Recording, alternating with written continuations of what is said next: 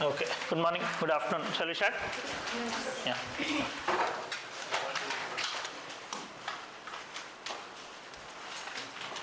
Okay.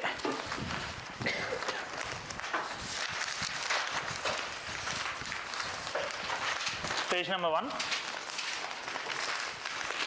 It says, lead article, SIR in 22 states and UTs expected from April, Election Commission. Now what is this issue and all? SIR in 22 states and UTs expected from April, Election Commission. Now see, yesterday or day before yesterday we had discussed about Election Commission, right? Election Commission of India gurinchi manam chusamo. Now we had told that Election Commission of India is responsible for conducting elections of all types in our country except local bodies. Panchayats and municipalities we have separate State Election Commission under Article 243K 324 నుండి 329 వరకు మన election commission of ఇండియాకి powers వస్తాయి. Parliament, state legislature, president, vice president ఈ elections అన్ని conduct చేయడానికి అని చెప్పాం. Now in it clearly it mentions that 324 నుండి 329 వరకు ఈ 5 ఆర్టికల్స్ చూస్తే మనకి ఏం తెలుస్తుంది అంటే 324 ఎస్టాబ్లిషెస్ ఎలక్షన్ కమిషన్ అంటే ఏమని చెప్తుందంటే the power, concurrence, superintendence of elections for parliament and state legislature completely lies with a body called election commission of India అని చెప్తుంది. అంటే పవర్ మొత్తం మీకు ఉంది అని చెప్తుంది. నౌ ఇన్ దట్ 326 స్పెసిఫిక్గా ఏం చెప్తుందంటే it is the responsibility of the election commission to conduct free and fair elections. Now దీని అర్థం ఏంటి?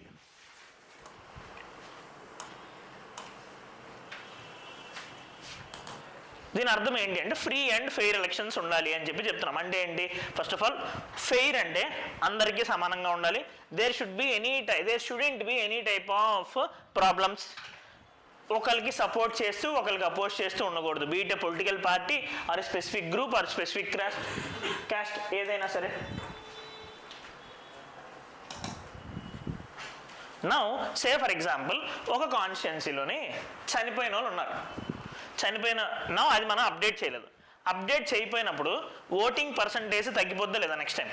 సేఫర్ ఎందుకంటే వాళ్ళు కూడా ఒరిజినల్ దాంట్లో కౌంట్ అవుతారు కానీ ఓటు వేయడానికి రాదు. అది కరెక్ట్ కాదు ఫస్ట్ ఆఫ్ ఆల్. నెక్స్ట్ ఎప్పుడైతే ఇలాంటి ఓట్స్ ఉన్నాయో పొలిటికల్ పార్టీస్ అవి రిగ్గింగ్ చేయడానికి ట్రై చేస్తారు. వాళ్ళు వచ్చి ఓట్లు మనం నెంబర్ ఆఫ్ మూవీస్లోనే బయట కూడా చూస్తాం కదా, people will be coming and rigging these things. అది కూడా problem. Can we call it as a free and fair system? కాదు కదా. Now see, so elections in our country, as I had mentioned, is based on Article 324 to 329. Now, అయితే ఏంటి అని అంటే this is only a skeleton. 5 ఆర్టికల్స్లోని elections ఎలా జరగాలి అని చెప్పి మొత్తం మెన్షన్ చేయలేదు కదా constitution only provides skeleton framework. Now ఇందులోని 328 అండ్ 329 స్పెసిఫిక్గా ఏం చెప్తాయనంటే పార్లమెంట్కి, స్టేట్ లెజిస్లేచర్కి మీరు ఎలక్షన్స్కి సంబంధించిన చట్టాలు చేయండి అని చెప్పి చెప్తుంది. So taking power from this parliament and state legislative assemblies have the power to make legislations, rules related to elections. ఏవైతే రాజ్యాంగంలో మెన్షన్ చేసలేవో అవి చేయమని చెప్పింది. ఇప్పుడు ఫర్ ఎగ్జాంపుల్ ఇక్కడ ఎవరెవరు ఓటరు, ఎవరెవరు ఓటర్ కాదు, ఓటర్ అవ్వాలి అంటే ఏంటి క్వాలిఫికేషన్స్, ఏంటి డిస్క్వాలిఫికేషన్స్, పోటీ చేయాలి అంటే ఏంటి క్వాలిఫికేషన్స్, ఏంటి డిస్క్వాలిఫికేషన్స్, ఇవన్నీ ఇందులో క్లియర్గా మెన్షన్ చేసలేదు. వాళ్ళు ఏం చెప్పారంటే ఇవన్నీ ఫైనల్ చేసే బాధ్యత మీ ఇద్దరికి ఇచ్చాము అని చెప్పి రాజ్యాంగం చెప్పింది. ఈ పవర్ యూస్ చేసుకుని పార్లమెంట్ ఏం చేసిందంటే it had made 2 legislations called as representation of people act 1950 and representation of people act 1951. Now ఇప్పుడు ఎలక్షన్కి సంబంధించి మన దాంట్లో నుండే ఓవరాల్ ఫ్రేమ్వర్క్ ఏంటి అంటే ఈ 5 ఆర్టికల్స్, నెక్స్ట్ ఈ 2 లాస్. నౌ ఈ 1950 ఏం చేస్తుందంటే మేజర్గా ఓటర్ ఎవరైతే ఉన్నారో అతనికి ఉండాల్సిన క్వాలిఫికేషన్స్ ఏంటి, డిస్క్వాలిఫికేషన్స్ ఏంటి, అవన్నీ కూడా ఈ 1950లో ఉంటాయి. ఈ 1951లో ఏముంటాయంటే ఎవరైతే పోటీ చేస్తారో వాళ్ళకి ఉండాల్సిన క్వాలిఫికేషన్స్ ఏంటి, డిస్క్వాలిఫికేషన్స్ ఏంటి, అవన్నీ కూడా ఇందులో మెన్షన్ చేస్తారు. అఫ్ కోర్స్ ఇంకొన్ని అడిషనల్ కూడా ఉంటాయి. నౌ ఇప్పుడు ఏంటి అని అంటే ఈ వీటన్నిటిని మనకి ఎలక్షన్ కమిషన్ దాని సిస్టమ్ అంతా వస్తుందని మనకు అర్థమైంది కదా. నౌ దిస్ 326 ఏదైతే మెన్షన్ చేస్తుందో ఫ్రీ అండ్ ఫెయిర్ ఎలక్షన్స్ ఉండాలి అని చెప్పి, అలా ఉండాలి అని అంటే బేసిక్ కండిషన్స్ ఎప్పటికప్పుడు ఎలక్టోరల్ రోల్స్ మారుతూ ఉండాలి. సే ఫర్ ఎగ్జాంపుల్ 1 year అయింది, ఈ ఇయర్ చాలా మంది 17 years నుండి 18 yearsకి మారుతారు కదా, మరి వాళ్ళందరికీ కూడా ఓటింగ్ రైట్ ఇవ్వాలి కదా, మరి ఎలక్టోరల్ రోల్ మనం అప్డేట్ చేయకపోతే తప్పు అవుతుంది కదా, because we are taking their constitutional right. వాళ్ళు ఓట్ వేయాలి అన్నది వాళ్ళకి రాజ్యాంగం ఇచ్చిన హక్కు. ఇన్ దిస్ ఆర్టికల్ 326లో క్లియర్గా ఇది కూడా మెన్షన్ చేసి ఉంటుంది. Any person who is a citizen of India, for sure citizen of India అయి ఉండాలి, and 18 years of age, they have the right to get registered as an voter in an electoral roll. Electoral roll అంటే voter list అన్నట్టు. Now అది క్లియర్గా మనకి ఇందులో mention చేస్తుంది, అది ఇంప్లిమెంట్ చేయాల్సిన బాధ్యత ఎలక్షన్ కమిషన్కి ఉంది. సో ఎలక్షన్ కమిషన్ ఏం చేస్తుంది అంటే ఎవ్రీ ఇయర్ మనం అప్డేట్ చేసుకోవచ్చు. ముందైతే ఓన్లీ సంవత్సరానికి 2 సార్లు మాత్రమే ఉండదు, Jan 1st, July 1st, 6 monthsకి ఒకసారి. ఇప్పుడు ఏం చేశారనంటే అంటే 6 మధ్యలో కూడా 18 years దాటొచ్చు కదా చాలా మందికి, సే ఫర్ ఎగ్జాంపుల్ జూన్లో పుట్టిన వాళ్ళకి. ఇప్పుడు ఏం చేశారంటే they had made that 4 times, every 3 monthsకి ఒకసారి మనం అప్డేట్ చేసుకోవచ్చు. రైట్, నౌ ఇది ఒక మెకానిజం. నౌ ఇందులోనే కొత్త వాళ్ళని యాడ్ చేస్తుంది, ఉన్న వాళ్ళని డిలీట్ చేయట్లేదు. అండ్ సే ఫర్ ఎగ్జాంపుల్ ఒకే ఓటర్కి 2 దగ్గర ఓట్స్ ఉంటాయి, అది తప్పు కదా, వేరే వాళ్ళు ఎవరైనా వచ్చి యూజ్ చేసుకోవచ్చు. సే ఫర్ ఎగ్జాంపుల్ పర్సనల్గా నాకే I have 1 vote in my residential place. ఇప్పుడు కరెంట్లీ ఉంటున్న వైజాగ్లో మా ఫాదర్ అర్లియర్ మా నేటివ్ ప్లేస్ అయిన విజయనగరంలో ఒక ఓటు ఉంది నాకు. ఇది కరెక్ట్ కాదు కదా, ఆబ్వియస్లీ. అఫ్కోర్స్ 2 వేస్తే తప్పు, ఎలాగో ఒకటే వేస్తున్నాంలేండి, but obviously people over there, powerful section over there can utilize it. 2 వేసుకోవచ్చు. సే ఫర్ ఎగ్జాంపుల్ 2014 ఎలక్షన్లో 2 వాడేశారు నాదప్పుడు, సారీ 2019 ఎలక్షన్లో, 2014 అప్పుడు ఇంకా ఏజ్ రాలేదు కానీ 2019 ఎలక్షన్లోని 2 వాడేశారు. రైట్, అఫ్కోర్స్ అది ఏదైనా పక్కన పెడితే ఇలా ఉండడం కరెక్ట్ కాదు కదా. సో నెంబర్ ఆఫ్ ఛాన్సెస్ ఇవి ఉన్నాయి. కాబట్టి మనకేం కావాలంటే we have to regularly update this electoral roll system. Now ఈ ఎలక్టోరల్ రోల్ సిస్టమ్ రెగ్యులర్గా అప్డేట్ చేయడానికి ఎలక్షన్ కమిషన్ ఆఫ్ ఇండియా తీసుకునే పద్ధతినే ఇంటెన్సివ్ రివిజన్ అని అంటాం మనం. Intensive revision. Now what is this intensive revision method? ఈ ఇంటెన్సివ్ రివిజన్లో ఏం జరుగుతుంది అంటే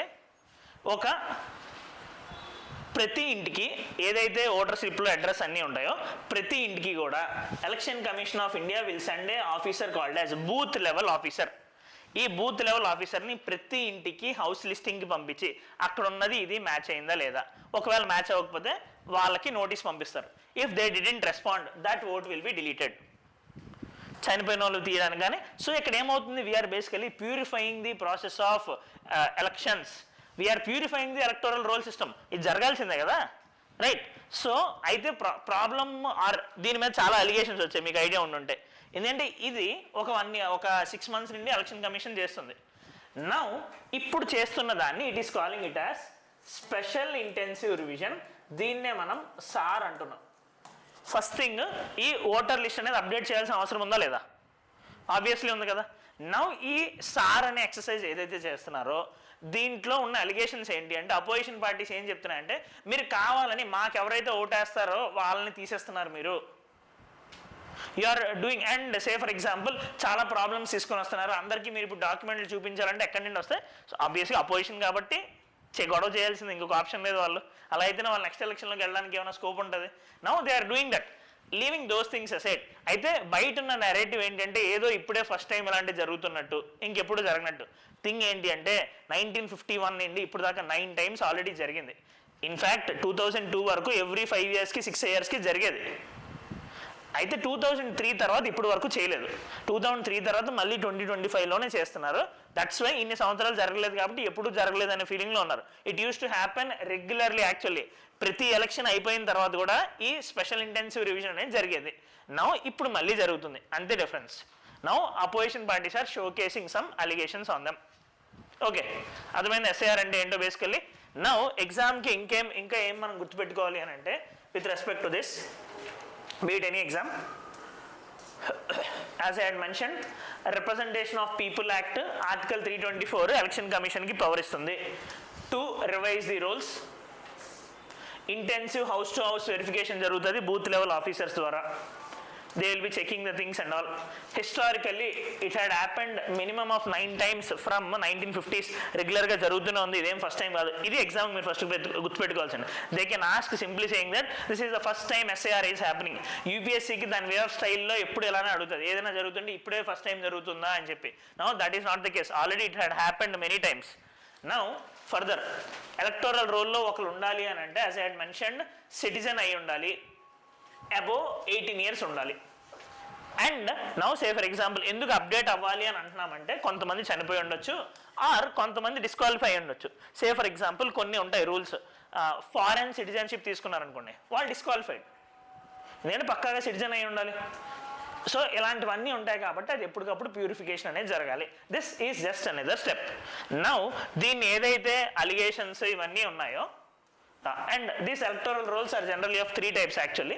General electoral roll అంటే మొత్తం అలా పార్లమెంట్కి, లెజిస్లేటివ్ అసెంబ్లీకి అందరి పేర్లు ఉండేవి.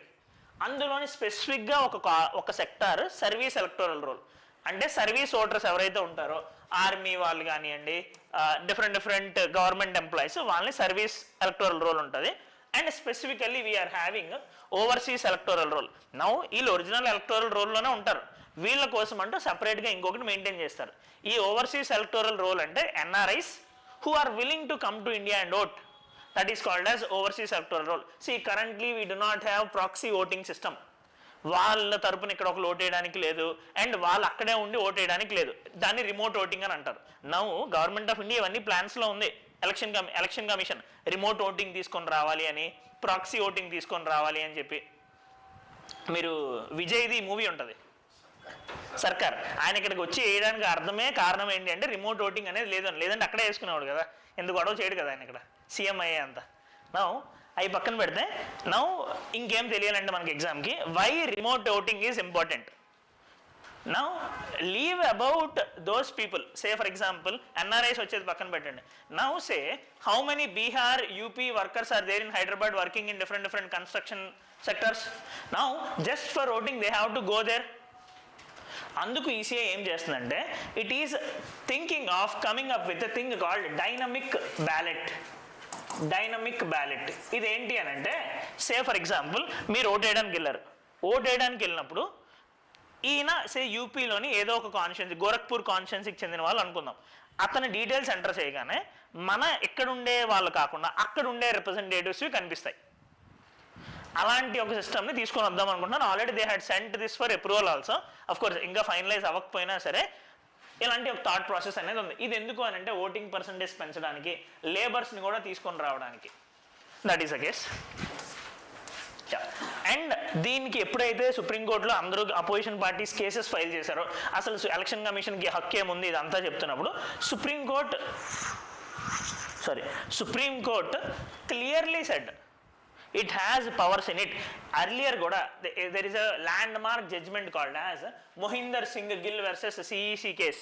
ఇందులోని క్లియర్గా సుప్రీంకోర్టు చెప్తుంది, you have extensive powers under article 324 to conduct free and fair elections in the country. Elections మంచిగా జరిపించడానికి మీరు ఏం కావాలన్నా అదంతా చేయించవచ్చు అని చెప్పింది. Right, that is a case. Okay, అర్థమైంది కదా సార్ గురించి అంతా, special intensive revision. Next, India sees future, not fear in AI, says Modi. As we know, this India AI Impact Summit అనేది జరిగింది. In its finishing remarks, Honorable Prime Minister had spoken that we are seeing future in AI, not fear. అసలు ఈ statement ఇవ్వడానికి కారణం ఏంటి? ఏఐతో నుండే fears ఏంటి? First of all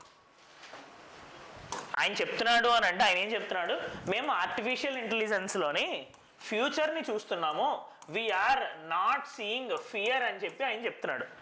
that means what are the fears of this ఏంటి అంటే, first of all say artificial intelligence if it is scaled up to the maximum extent it can lead to layoffs, employment problem తీసుకుని రావచ్చు. Say for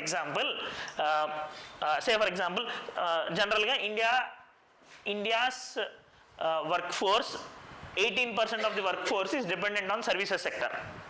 now ఈ services సెక్టార్లోని మేజర్గా మనకు ఉండేది IT sector. ఈ ఆర్టిఫిషియల్ ఇంటెలిజెన్స్ అనేది full ఫ్లెడ్జ్డ్గా develop అయిన తర్వాత coding, product testing, software development, programming ఇవన్నీ కూడా ఏఐ ప్రోగ్రామే చేసేయగలదు. మరి వీళ్ళందరూ ఇంకా జాబ్స్ పోతాయి కదా.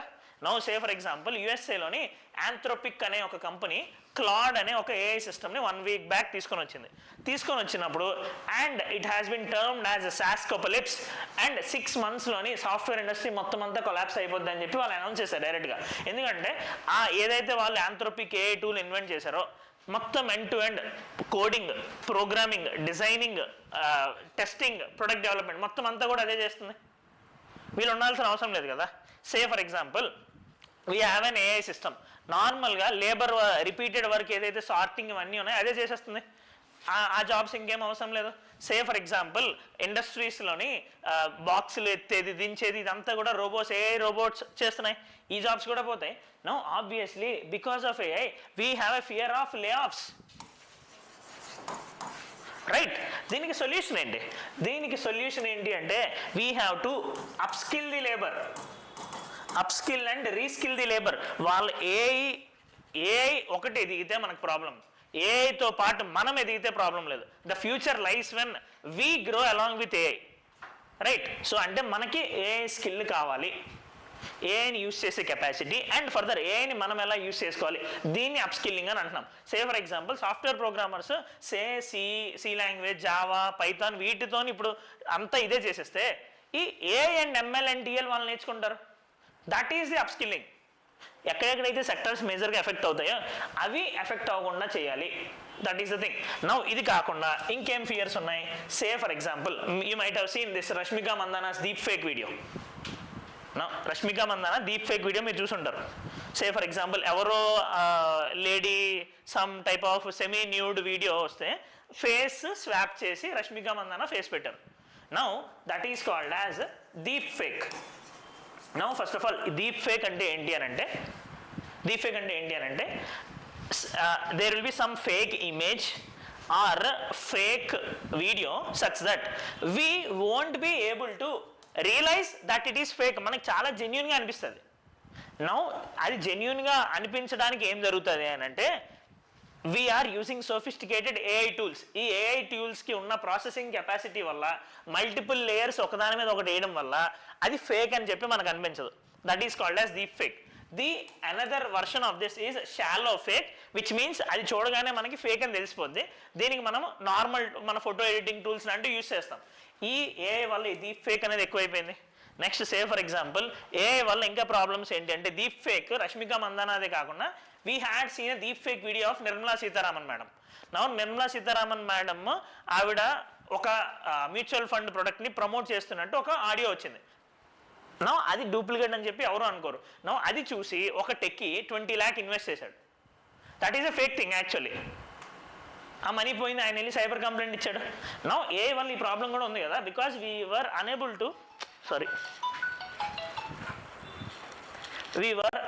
To realise what is good and what is bad. ఏది నిజమో ఏది ట్రూవో ఏది ఫేక్ మనము చెప్పలేకపోతున్నాం.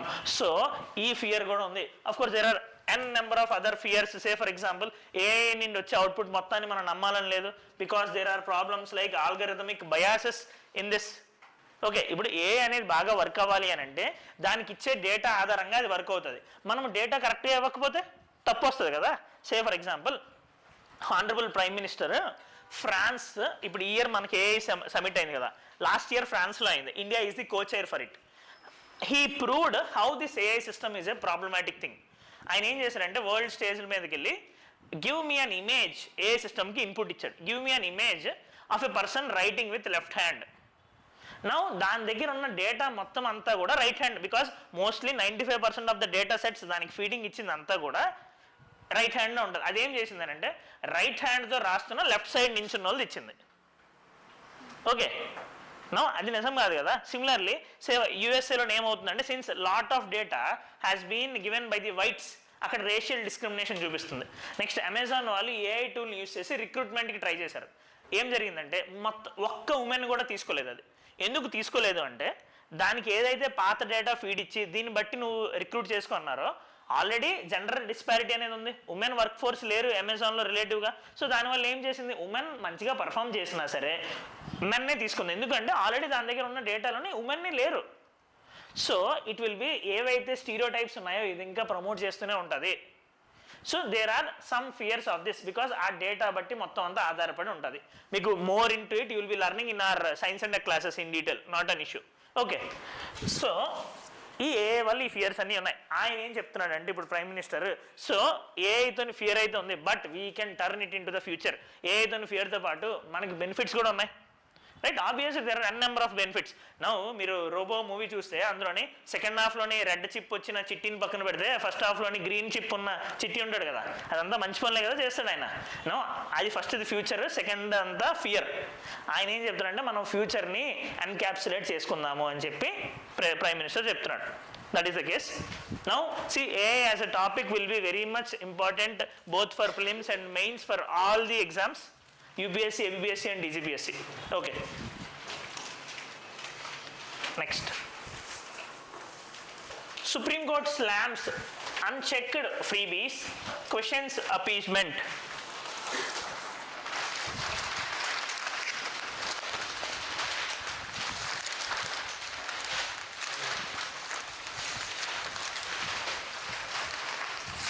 రీజనల్ న్యూస్ ఏమీ లేవు ఇక్కడ. Page number 10.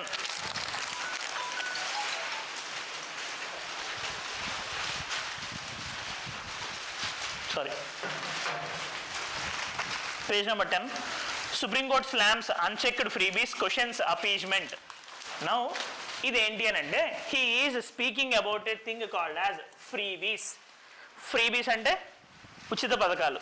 ఉచితాలు ఎలక్షన్స్ టైంలో ఏవైతే గవర్నమెంట్స్ ఇస్తాయో, say for example free electricity, scooty ఇప్పుడు for example nothing to the any state governments of our current administration AP and Telangana, ఏదైనా సరే ఒక స్కూటీ ఆర్ తులం బంగారం అయినా సరే ఆర్ ఇంకేదైనా సరే. నౌ ఇది అనౌన్స్ చేస్తున్నారు, ఇది తప్పు అని చెప్పి వాళ్ళు చెప్తున్నారు. There should be limits to it because ఆ డబ్బులన్నీ ఎక్కడి నుండి ఇస్తారు వాళ్ళు? ఆ డబ్బులన్నీ కూడా మన గవర్నమెంట్ ఎక్స్చెక్కర్ నుండి వస్తుంది. గవర్నమెంట్ ఎక్స్చెక్కర్ నుండి ఎక్కడి నుండి డబ్బులు వస్తాయి? ట్యాక్స్ల నుండి వస్తాయి. తిరిగి మనకే కదా పెరుగుతుంది. నౌ సుప్రీంకోర్టు ఏం చెప్తుందనంటే ఈ ఫ్రీ బేస్ని లిమిట్ చేయాలి. There should be a thing. మీరు ఎలా చేస్తారు? ఇట్లా ఎలా పడితే అలా అనౌన్స్ చేసేలేరు కదా. ఇది ఎందుకు ఇప్పుడు వచ్చిందనంటే తమిళనాడులోని కొంతమంది అడ్వకేట్స్ కేసు ఫైల్ చేశారు. ఎందుకు ఫైల్ చేశారనంటే ఫ్రీ ఎలక్ట్రిసిటీ అనౌన్స్ చేయడం వల్ల అక్కడ తమిళనాడు ఎలక్ట్రిసిటీ బోర్డు ఇప్పటికి 50,000 crores అప్పులో ఉంది. అది ఎక్కడ తీరుతుంది? అది మళ్ళీ స్టేట్ గవర్నమెంట్ ఇవ్వాలి దానికి డబ్బులు. స్టేట్ గవర్నమెంట్ డబ్బులు ఎక్కడి నుండి వస్తాయి? మన మీదే వేస్తారు మళ్ళీ, రైట్? సో ఇది రిపుల్ ఎఫెక్ట్ కింద అవుతుంది. సే ఫర్ ఎగ్జాంపుల్ ఫ్రీ బస్సులు అయినా సరే ఏదైనా సరే. Of course I'm not telling freebies have no benefits. ఫ్రీ బీస్కి వెల్ఫేరిజంకి చాలా డిఫరెన్స్ ఉంది. That is the point of discussion. Say for example మనకి రాజ్యాంగంలో article 38 clearly says in our DPSP అంటే direct principles of state policy. Direct principles of state policy అంటే అర్థం ఏంటి? డైరెక్టివ్స్ అంటే guide lines.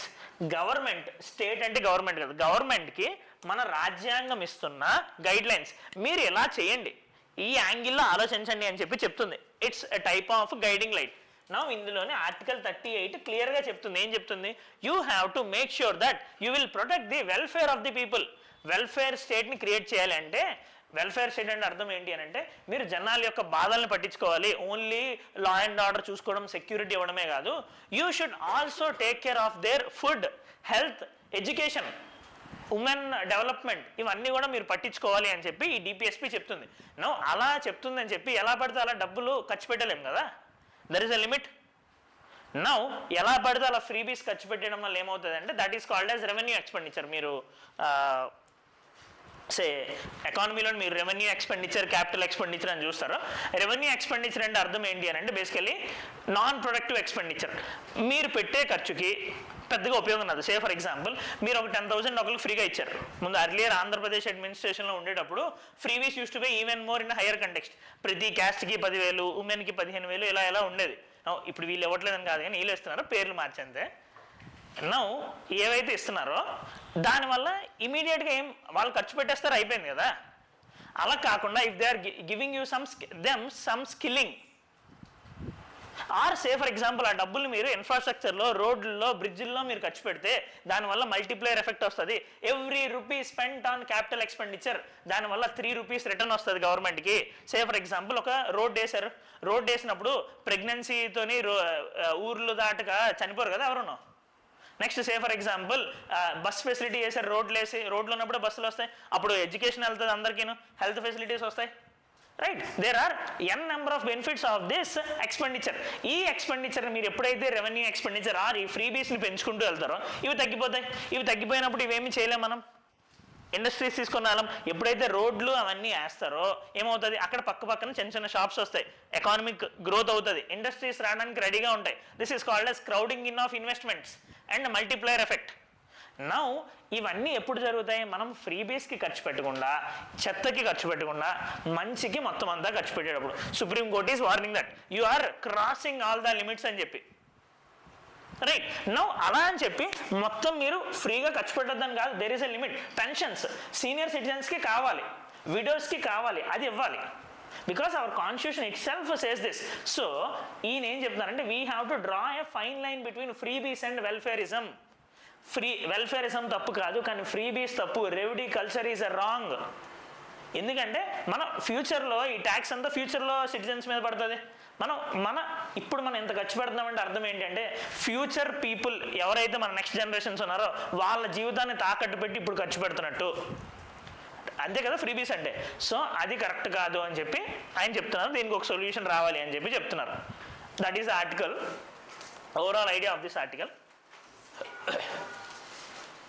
So freebie is something public welfare measure provided free of charge. Say for example short term relief kosam bicycles, TVs, laptops, electricity ilantivi evaina ivvadam. Now there is a limit to it. Danni batti cheyali. Say for example pensionlu kavali ivvali. Say for example urea or else ఈ diammonium phosphate రైతులకి ఈ fertilisers తక్కువ రేటుకి ఇవ్వాలి, అది ఇవ్వాలి. ఏవైతే ఉపయోగపడతాయో దేనివల్ల ప్రొడక్టివిటీ పెరుగుతుందో. సే ఫర్ ఎగ్జాంపుల్ ఈ ఫర్టిలైజర్కి సబ్సిడీ ఇవ్వడం వల్ల, అది కూడా ఒక టైప్ ఆఫ్ ఫ్రీబీనే, సబ్సిడీ ఇవ్వడం వల్ల ఏమవుతుంది, పంట పెరుగుతుంది కదా. So this is called as merit freebie or welfarism. Productive expenditure అనేది మనం చేస్తాం, అర్థమైంది కదా. సో బేసికల్ ఇంకా మీకు బాగా అర్థం కావాలంటే దీని output, I hope all of you had watch this Guntur కారం మూవీ. మీకు ఏంటిది కంటెక్స్ట్ కరెక్ట్ కాకపోయినా దాని మీనింగ్ అయితే కరెక్ట్. అందులో ఒక సాంగ్ ఉంటుంది, ఫేమస్ సాంగ్, శ్రీలీల డ్యాన్స్ వేస్తుంది, ఏంటది కుర్చీ మడతపెట్టి అనే సాంగ్లోనే. In that there will be lyrics which says that దానికేమో మేకలిస్తేవి, మరి నాకేమో సన్న బియ్యం నూకలిస్తేవి, మేకలేమో మందలుగా పెరిగిపోయే, నూకలేమో ఏనది చెప్పండి ఒక్క పూటకి తరిగిపోయాయి. బేసికల్ అక్కడ ఏమవుతుందంటే నా ఎప్పుడైతే ఆవిడికి క్యాపిటల్ ఎక్స్పెండిచర్ ఇచ్చారో ఆ ఒక గోట్ అలా పెరిగి ప్రొడక్టివ్గా అయింది. నా ఎప్పుడైతే జస్ట్ ఫుడ్ ఇచ్చారో ఆ రోజుకి అయిపోయింది కదా అది. That is the same thing here with respect to revenue expenditure and capital expenditure. So freebies ఇవ్వడం వల్ల ఆ మూమెంట్కి అయిపోతుంది. But if you are making them skilling productive, this will be long term. That is the case argument here. Okay.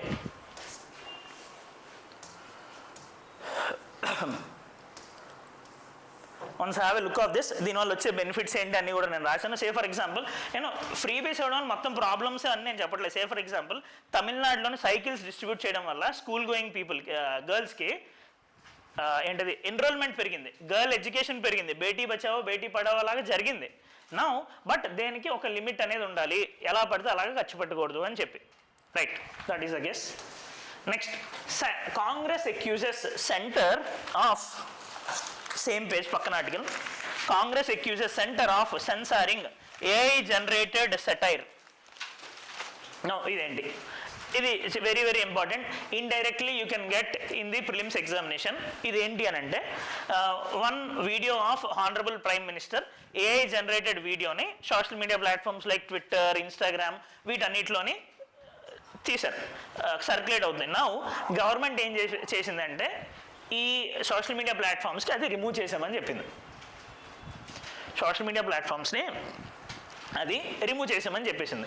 No మనకి ఎగ్జామ్కి అది కాదు, దాన్ని కాంగ్రెస్ వాళ్ళు క్రిటిసైజ్ చేస్తున్నారు. మనకి ఎగ్జామ్కి అది కాదు కావాల్సింది, కానీ how can government do this, from where it is getting the powers. No ఇదంతా ఎక్కడ జరుగుతుందనంటే we have an act called Information Technology Act. In this Information Technology Act, we have a section called as Section 69A specifically. Now, this Section 69A ఏం చెప్తుందంటే central గవర్నమెంట్కి state గవర్నమెంట్కి it is giving the powers directly saying that ఏదైనా information తప్పుగా ఉంటే దాన్ని తీసేయమనే హక్కు మీకుంది to intercept, to monitor, to decrypt any information. ఈ సోషల్ మీడియా ప్లాట్ఫామ్స్ వల్ల అవనివ్వండి, ఏదైనా డిజిటల్ మీడియా ద్వారా అవనివ్వండి, అవి తీసేయమనే హక్కు మీకు ఉంది. ఎప్పుడు ఇలా తీసేయచ్చు అంటే if that video or that information is affecting the friendly relations with foreign states, public order, law and ఆర్డర్కి ఇబ్బంది అవుతే, ఆర్ ఇండియా యొక్క sovereignty, integrity, defence and security of the స్టేట్ని కాపాడడానికి ఇలా తీయమని మీరు చెప్పొచ్చు అని చెప్పి సెక్షన్ 69A చెప్తుంది. This is important.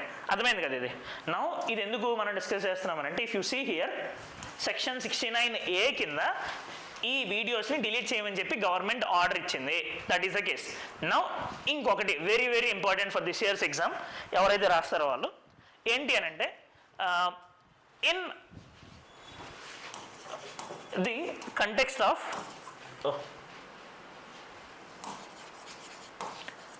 again you are having class at okay 5 minutes 10 minutes safe harbor.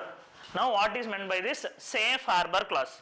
Safe harbor అంటే అర్థం ఏంటి అని అంటే say for example I had posted some wrong video about a woman on Facebook. నా తప్ప Facebook తప్ప? నాదే తప్పు కదా. నౌ ఫేస్బుక్ వాళ్ళు దానికి అరెస్ట్ చేయకూడదు కదా. Now this protection of social media intermediary about something posted on their platform is called as safe harbour class. అంటే వాళ్ళని అరెస్ట్ చేయడానికి లేదు అని చెప్పి. This is mentioned in section 79. అంటే నేనేదో తప్పు పెట్టడం వల్ల అది వాళ్ళ తప్పు కాదు, నా తప్పు. నన్ను అరెస్ట్ చేయొచ్చు కానీ వాళ్ళని అరెస్ట్ చేయకూడదు అని చెప్పి వాళ్ళకున్న ప్రొటెక్షన్ మెకానిజంని సేఫ్ హార్బర్ అని అన్నాం. అయితే ప్రాబ్లం ఎక్కడ వస్తుంది అని అంటే గవర్నమెంట్ ఏం చెప్తా సెక్షన్ 69 కింద వాళ్ళని తీసేయమని చెప్పింది కదా. If they are not removing content, వీళ్ళు చెప్పిన తర్వాత కూడా కంటెంట్ రిమూవ్ చేయకపోతే under section 79 of 3 of B, under section 79 of 3 of B ఈ సేఫ్ హార్బర్ క్లాజ్ అనేది వాళ్ళని పోతుంది. నేను పోస్ట్ చేసినందుకు వాళ్ళని కూడా అరెస్ట్ చేయొచ్చు. Okay, that is the case. ఇప్పుడు బీజేపీ వాళ్ళు ఈ రెండు సెక్షన్స్ని quote central government had quoted these 2 sections and made all these platforms to remove that video. Safe harbour అర్థమైంది కదా. 69A, 79 of 3 of B, 79 and safe harbour clause. Next, India signs statement condemning Israel's plan for West Bank. Now, మీకు ఇదేం తెలియాలి అంటే exam పరంగా for prelims, see if this is the Mediterranean Sea, here we will be having Israel అనే దేశం అక్కడ ఉంటుంది. Now ఎలా అయితే ఇండియాకి పాకిస్తాన్కి మధ్యలో గొడవ ఉందో అలానే ఇస్రాయెల్లో ఒక గొడవ ఉంది. నౌ ఆ గొడవ ఏంటి అని అంటే inside Israel, see this is the Israel map. This is the country called Israel. This is the Mediterranean Ocean, Egypt, Jordan, Syria and Lebanon. These are the 4 bordering states. See, this is very very important for UPSC prelims. Direct ga same దీని నుండి ఈ map నుండి we have 5 questions in last 8 years. Okay, just simple things అంతే. అయితే ఇక్కడ ఏంటి అని అంటే ఈ మార్క్ చేసి ఉన్నాయి చూడండి. This is called as West Bank region. ఇది జెరూసలం, ఇది గాజా స్ట్రిప్, దీన్ని రఫా క్రాసింగ్ అని అంటాం. ఈ రీజన్స్ అన్నిటిలో పాలెస్టీనియన్ పీపుల్ ఉన్నారు. Palestinian people are basically Muslims. Israel people are Jews, ఇంకొక రిలీజన్. నౌ ఈ పాలెస్టీనియన్ ఏమంటారంటే మేము ఎక్కడైతే ఉన్నామో ఇదంతా ఒక సపరేట్ కంట్రీ కింద మాకు ఇమ్మని చెప్తారు. In fact they want all this territory as Palestine. Israel ఏంటంటే ఇదంతా కూడా వాళ్ళ కంట్రీ అని అంటారు. పాలెస్టీన్ అనే కంట్రీ ఇప్పుడు లేదు, కానీ they want them to be recognised. Now దీనివల్ల ఏమైంది అంటే this territory is completely under the control of Palestinian Liberation Organisation. ఒక గ్రూప్ ఉంది, అంటే ఇన్ఫ్యాక్ట్ సూడో గవర్నమెంట్ ఒకటి ఉంది అక్కడ. నౌ వీళ్ళు వెళ్ళట్లేదు, వీళ్ళు వదలట్లేదు. ఇస్రాయెల్ ఏం చేస్తుంది, వీళ్ళ మీద అటాక్స్ చేస్తుంది, బాంబ్ బ్లాస్ట్ చేస్తుంది. సిమిలర్లీ ఇక్కడ హమాస్ అనే గ్రూప్ ఉంటుంది, వాళ్ళు వీళ్ళ మీద అటాక్ చేస్తున్నారు. This became a international issue. Now ఇప్పుడు న్యూస్ ఏంటంటే see India is close to both Israel and Palestine. Actually మనం ప్యాలెస్టైన్ కూడా డైరెక్ట్ లింక్స్ అనే ఉన్నాయి. నా ఇప్పుడు ఏంటి అని అంటే ఇస్రాయల్ నిన్న 2 days బ్యాక్ ఈ వెస్ట్ బ్యాంక్ ఏదైతే మనం చెప్తున్నామో ఈ వెస్ట్ బ్యాంక్ రీజన్లోని లోపలికి వెళ్ళిపోయి వాళ్ళ అడ్మినిస్ట్రేషన్ ఆక్యుపై చేసుకోవడం కొన్ని ఇల్లీగల్గా చేస్తుంది. Now United Nations and other countries had condemned it. India కూడా ఆ కండమ్నేషన్ని సైన్ చేసింది. India signs statement condemning Israel's plan for West Bank. అర్థమైందా చెప్పింది? ఏదైతే ఇస్రాయల్ చేస్తుందో అది తప్పు అని చెప్పి ఇండియా సంతకం పెట్టింది. That is the case. అది కాదు కానీ మనకు కావాల్సింది these places. This is called Gaza strip, this is called west bank. Here will be having a thing called Rafa crossing. Okay, next rare earth. This is an economy page. Rare earth permanent magnet production to commence within this year. Rare earth permanent magnets production to commence within this year. So what is this? ఇది ఏంటి అని అంటే see I hope you know about magnets. Magnets మనకు తెలుసు కదా. Now there are a special type of magnets called as rare earth permanent magnets. ఈ మ్యాగ్నెట్స్ని rare earth ఆక్సైడ్స్తోని మనం చేస్తున్నాము. These are very very strong. నౌ ఎంత స్ట్రాంగ్ అంటే these have multiple applications in motors of electric vehicles, in wind turbines, in our laptops and mobiles, in this MRI scanners, CT scanners, in aeroplanes. వీటన్నిటిలోని మనము ఈ rare earth permanent magnets మనం use చేస్తాం. Very very important. These are అసలు ఇది లేకపోతే ఇబ్బంది. అయితే ప్రాబ్లం ఏంటి అని అంటే మన దగ్గర 5th largest రిజర్వ్స్ ఉన్నాయి. ఈ రేర్ ఎర్త్ పర్మనెంట్ మ్యాగ్నెట్స్ ఎలా చేస్తారు అని అంటే say for example we have one type of rare earth permanent magnet called as neodymium iron boron magnet. Magnet పేరు neodymium iron boron magnet. Now ఈ magnet ఏదైతే ఉందో ఇది తయారు చేయాలంటే ఫస్ట్ మనం ఈ నియోడినియం ఐరన్ బోరాన్ ఆక్సైడ్ బేసికలీ ఈ సపరేట్గా ఈ మూడిట్లో ఆక్సైడ్స్ మనం తీసుకోవాలి. తీసుకొని దాన్ని మెటల్గా మార్చి ఆ తర్వాత ఈ మూడింటిని కంబైన్ చేసి ఒక అలాయ్ కింద చేయాలి. This forms into magnet. Now problem ఎక్కడ వచ్చింది అని అంటే India has 5th largest reserves but our production is only 1%. మనం అసలు అది యూటిలైజ్ చేయట్లేదు. అండ్ 100% ఆఫ్ ఇండియాస్ కావాల్సిన రేర్ ఎర్త్ పర్మనెంట్ మ్యాగ్నెట్స్ అన్నీ కూడా మనం ఇంపోర్ట్ చేసుకుంటాం ఫ్రమ్ చైనా. మన దగ్గర ఉండి కూడా మనం చేసుకోలేకపోతున్నాం కదా. China occupies 90%. మన దగ్గర ఆల్రెడీ రిజర్వ్స్ కూడా ఉన్నాయి. నౌ చైనా ఫ్యూచర్లో మనకి పంపించడం మానేస్తే that is called as weaponisation of supply chain. కావాల్సినవి మనకి పంపించకపోవడాన్ని that will be problem for us. అందుకని గవర్నమెంట్ ఏం చేసిందంటే in November they had announced a new scheme called as scheme to promote manufacturing of sintered rare earth permanent magnets. ఇలాంటి ఒక మ్యాగ్నెట్స్ని extract చేసి ఆక్సైడ్స్ని తర్వాత మెటల్స్ని తర్వాత ఎల్లాయిస్ని తయారు చేసి ఒక ఎండ్ టు ఎండ్ ఒక స్కీమ్ని అనౌన్స్ చేసింది with an outlay of 7,280 crores.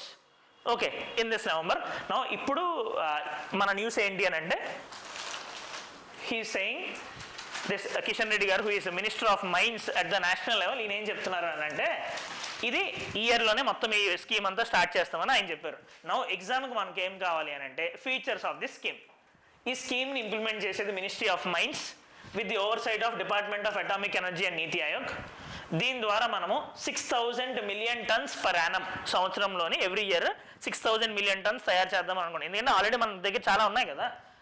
And complete value chain మొత్తం అంతా ఇది ఎలా చేస్తున్నామంటే we are selecting 5 private companies.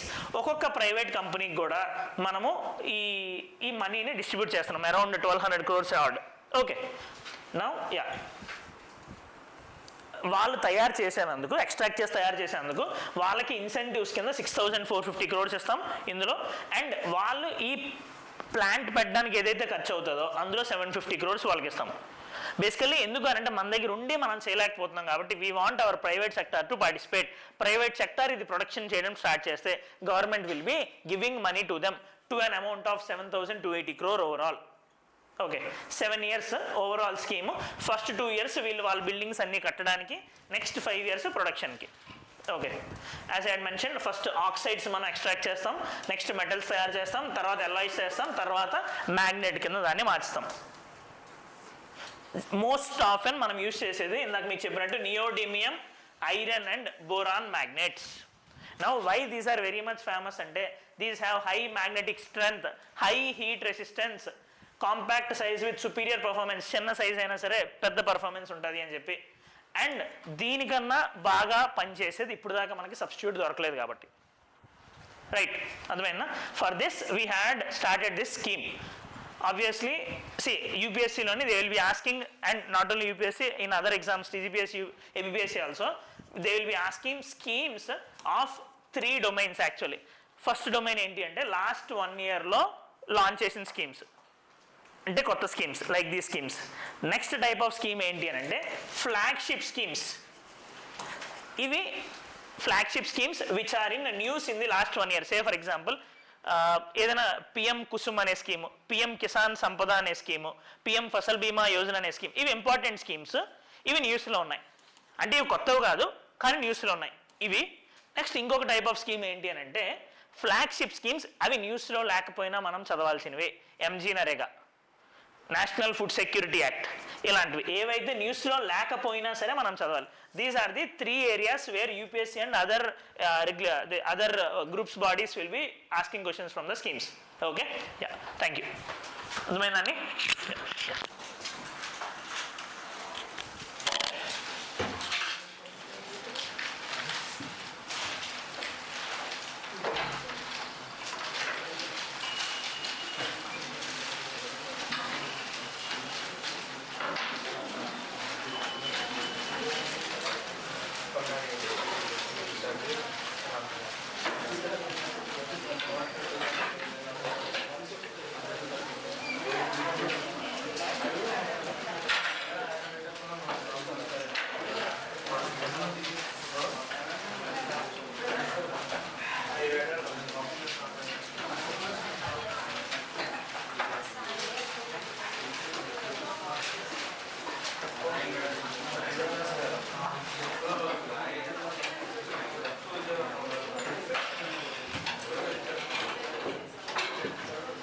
Object, board object.